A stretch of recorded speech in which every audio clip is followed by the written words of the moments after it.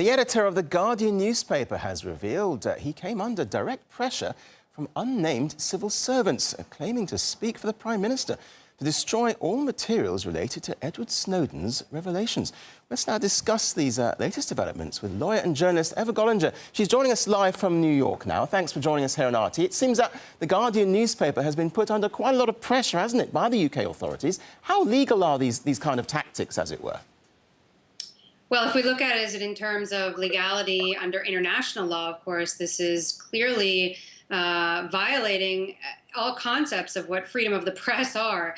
I mean, we're talking about a journalist, a media outlet, journalists who are now also being threatened, intimidated, their spouses, partners as well, being detained and interrogated.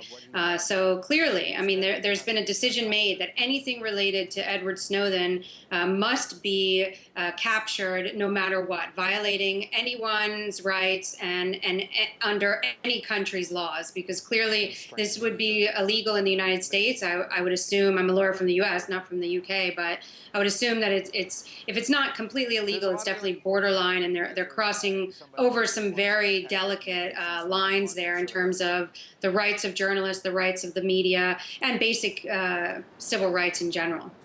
I mean, you mentioned intimidation there. I mean, Glenn Greenwald says that the detention of his partner was very much about intimidation. Do you think this will prevent journalists reporting on things like government surveillance in the future? I think it will depend on the journalist. Clearly, Glenn has come back and said, look, this isn't going to stop me whatsoever. In fact, it's just going to invigorate him even more to continue what he's doing.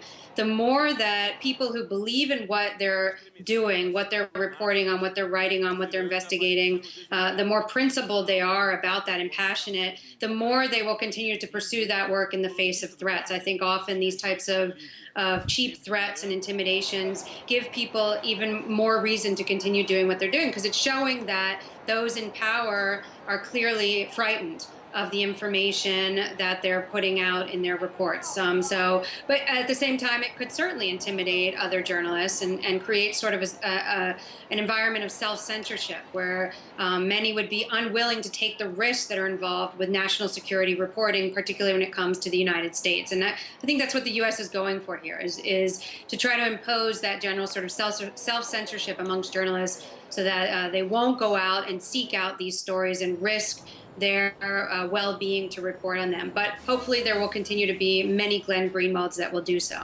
You mentioned the US there, and the White House says it has absolutely no involvement in Miranda's detention. Do you believe that? No, I don't believe that for a second.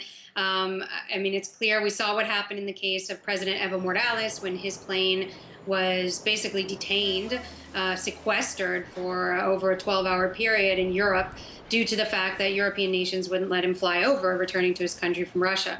The U.S. at that time also said it had no role. But, I mean, we're talking about a search that's going on for Edward Snowden, or a search and capture, as it would be, knowing where he is, and they're trying to get him by any means necessary. And it's the United States who's leading that effort. It's not the UK, and it's not other European nations. They're merely abiding by the wishes of the United States. Obviously, the UK is one of the strongest allies of the United States, so they're not going to betray the United States if Washington makes such a request. And what I believe is that Washington has simply put out there to all of its allies, look, anyone related to Edward Snowden must be detained if they come into your territory, and the UK abided by that and did their duty.